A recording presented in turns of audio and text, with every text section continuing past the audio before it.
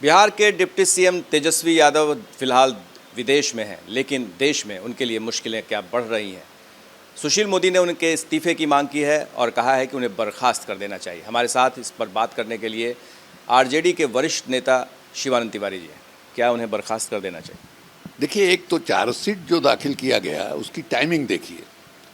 महाराष्ट्र में जो तमाशा हुआ उसके बाद जो है मैंने तेजस्वी के खिलाफ जो है चार्जशीट दाखिल कर दिया गया। इसके पहले जो है आप देखिएगा कि एक से अधिक बार जो है 10 नंबर में छापेमारी हुई, रेड किया गया। उसमें भी यही मामला था। बताया जा रहा था कि मैंने ज़मीन के बदले जो नौकरी रेलवे में दी गई उसके तहत जो है ये सारे छापामारी हो रही है। तेजस्वी के यहाँ ही नहीं, राष्ट्रीय जनता दल के कई मैंने नेताओं के यहाँ छापेमारी जो है हुई।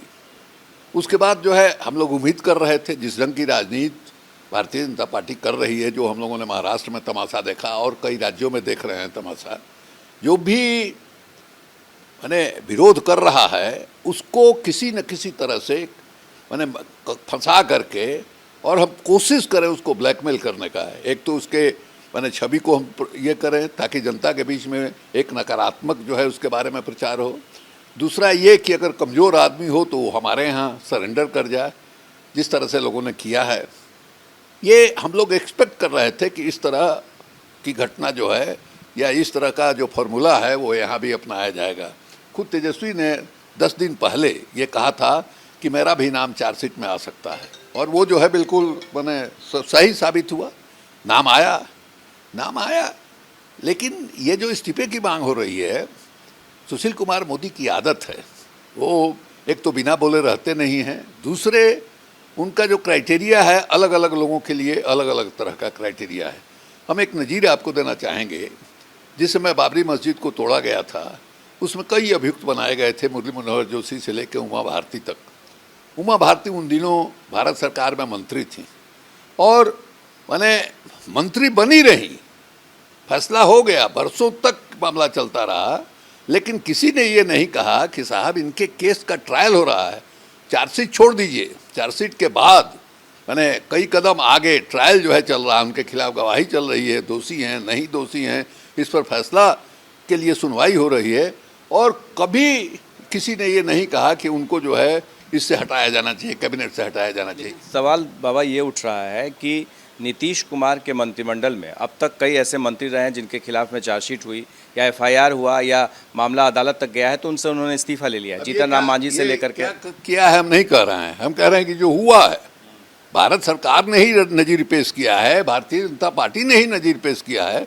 तो नीतीश कुमार क्या करेंगे अलग बात है, लेकिन किस मुंह से सुशील कुमार मोदी इस्तीफा मांग रहे हैं, किस मुंह से मांग रहे हैं? वहाँ जो है उनको नहीं दिखाई दे रहा था कि हाँ भाई उमा भारती मंत्री हैं और कोर्ट में उनके ओर से वकील जो है उपस्थित हो रहे हैं। क्या तेजस्वी यादव को इस्तीफा दे देना चाहिए? बिल्कुल नहीं देना चाहिए। जानबूझकर किया गया है, एक क्राइसिस क्रिएट करने के लिए किया गया है।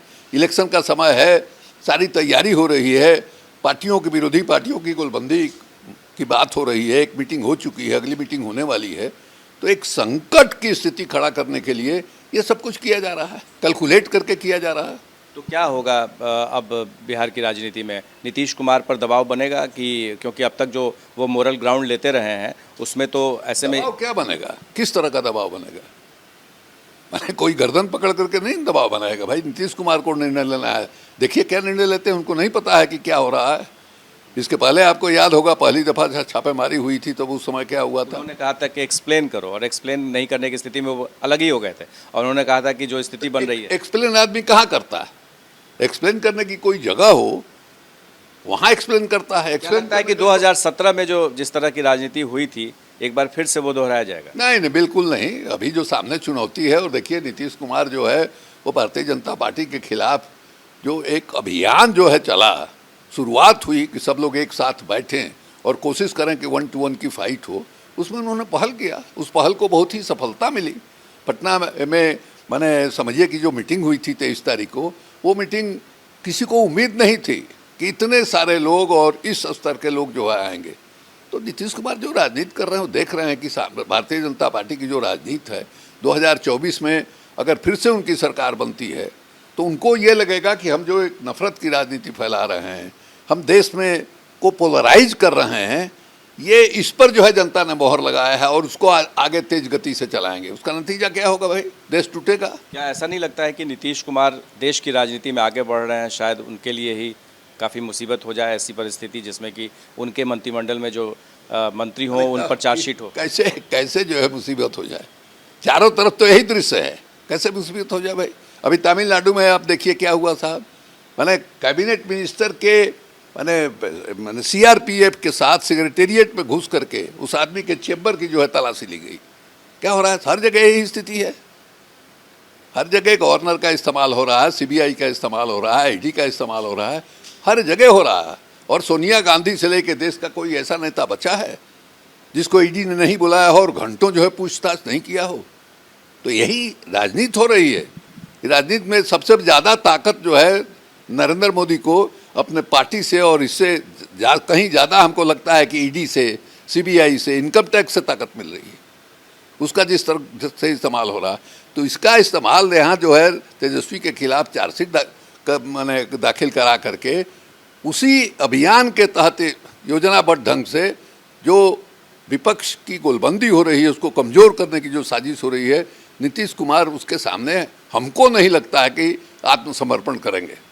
आपने सुना शिवानंद तिवारी जी को साफ तौर पे कि नीतीश कुमार क्या करेंगे वो समझें, तेजस्वी यादव क्या फैसला करते हैं। लेकिन देश की राजनीति में जिस तरह से विपक्षी नेताओं को एक एक कर सीबीआई और ईडी के घेरे में लिया गया है, इसको लेकर के बवाल अभी थम नहीं रहा।